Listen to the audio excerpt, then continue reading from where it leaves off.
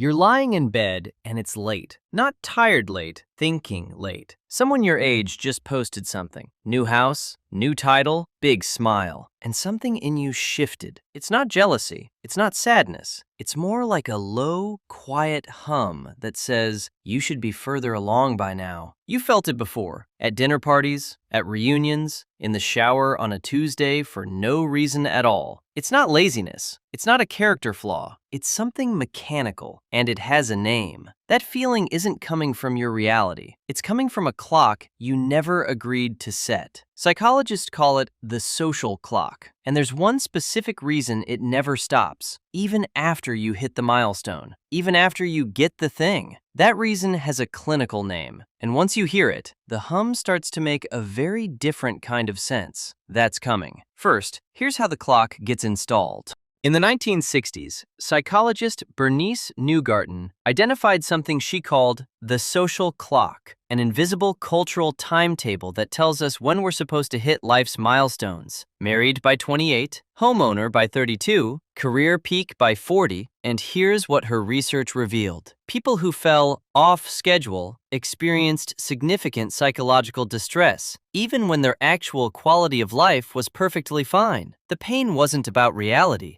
It was about timing. Now layer this on top of what Leon Festinger discovered in 1954, that human beings are hardwired to compare themselves to others. It's not optional, it's neurological. And when that comparison is upward, when we measure ourselves against people we perceive as ahead, it reliably triggers feelings of inadequacy. But here's the part that changes everything. 100 years ago, your brain compared you to maybe 50 neighbors. Today, it's processing millions of curated highlight reels. Your hardware hasn't changed. The input has become impossible. So the clock isn't real. But here's what's stranger. Even when you do hit the milestone, the feeling doesn't go away. And that's because of something psychologists call the Arrival Fallacy. Psychologist Tal Ben-Shahar coined this term to describe one of the most common cognitive traps in adult life, the belief that happiness lives on the other side of the next achievement. Get the promotion, then you'll feel it. Buy the house, then the hum stops. But it doesn't, and the reason is neurochemical. Your brain's dopamine system doesn't reward having, it rewards chasing. The surge comes during pursuit. The moment you arrive, hedonic adaptation kicks in. The achievement becomes psychologically invisible almost immediately, and the finish line quietly resets itself a few miles further ahead. You didn't fail. You reached the goal. Your brain just erased it. Now here's where it gets genuinely reassuring. Researchers have mapped life satisfaction across 146 countries and found it follows a U-shaped curve. Happiness is relatively high in your 20s, drops to its lowest point somewhere in the mid-40s to early 50s, and then, counterintuitively, rises significantly after 60. What you're feeling right now in your 30s and 40s, that's not a malfunction. That's the bottom of a well-documented developmental curve. You're not broken, you're in transit. And this is where it gets even more interesting. Author Rich Karlgaard's research on late bloomers reveals that crystallized intelligence, the ability to recognize complex patterns, navigate emotional nuance, and make deeply integrated decisions, doesn't peak until your 40s and 50s. The slower path doesn't just catch up, it compounds. But none of this matters if shame is running the engine. Because here's a clinical distinction most people never hear. Anxiety habituates. It decreases with repeated exposure. Shame does not. You cannot grind your way past shame. You cannot outwork it. It doesn't care how many milestones you hit. To dismantle it, you have to go beneath the behavior and rewrite the core belief, the one that whispers, I am fundamentally flawed. So if the race is rigged, if the timeline was never yours and the finish line was never real, what do you actually do? Here's where it gets practical. The first correction is what I call milestone archaeology. Tonight, before you go to sleep, write down every goal you currently feel behind on. Then, next to each one, ask yourself one question. Who decided this was the deadline? If it traces back to a parent's achievement from a different decade, a peer's LinkedIn announcement, or a cultural assumption you absorbed before you were old enough to question it, that is a borrowed timeline. You didn't miss a deadline, you inherited one that was never yours. So here's your rule. If I feel the pang of being behind, then I ask, whose clock am I actually on? The second correction is learning to separate pace from direction. Think about it this way. Someone sprinting at full speed in the wrong direction is technically ahead of you on the map, but they're lost. The question was never how fast you're moving. It's whether the direction aligns with something you actually value. So, if I catch myself comparing timelines, then I ask, am I comparing speed or am I comparing direction? The third correction comes from acceptance and commitment therapy, and it's called cognitive diffusion. When the thought, I should be further along surfaces, and it will, picture it as a leaf floating down a stream. You don't need to stop the thought. You don't need to argue with it. You just need to stop jumping into the water to chase it. If the thought appears, I place it on a leaf and I watch it pass. And the fourth correction is the one most people overlook entirely. Sometimes a lack of growth isn't a fault of the plant, it's the pot. If your current environment, your social circle, your workplace, your city, enforces a social clock that's crushing you,